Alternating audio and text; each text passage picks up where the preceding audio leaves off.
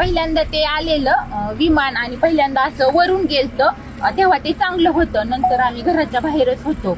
आम्ही गुरांना खायलाही टाकलं आणि घरानंतर आलो तर आम्ही बाहेर होतो आणि ते विमान गेलेलं असं खालून आलेलं आणि खालून असं ते खालून आलं आणि ते बरोबर वरती जायचं ते असं खाली त्याला अटॅक झालं. ते बरोबर म्हणजे 8:45 तेव्हा वाजलेल्या आणि त्याचा म्हणजे आम्ही पाहिलं पण एवढा मोठा त्याचा स्फोट झाला ना ते आमच्या घरापर्यंत आला. असं ते फिरलं आणि खालीच क्रॅक झालं. ते धावपट्टीवर गेलंच नाही तसं असं जाग्यावर त्याचा स्फोट झाला. आम्ही एवढं घाबरलो तरी पण म्हणजे ते आले वरून पोलीस ही मग आम्ही गेलो. 15 मिनिटं थांबले. मग आम्ही घरून तरी पण आम्ही पाणी आणलं बांधलेली पाणी घेऊन आलो. त्यांच्यापाशी पाणी दिलं विजवलं आणि ती बॉडी अशी साईडला पडलेली आणि त्यांचं मुंडकं ही पूर्ण म्हणजे साईडला होतं ना अशी निम्मी बॉडी होती ती आम्ही पूर्णपणे पाहिलेली बॉडी.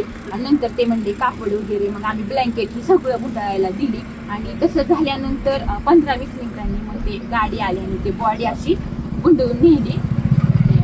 वाईट झालं ते बघितल्याला आम्ही खूप घाबरलो. तुम्ही काय बघितलं? तेच बघितलं ते येऊन खाली कोसळलं.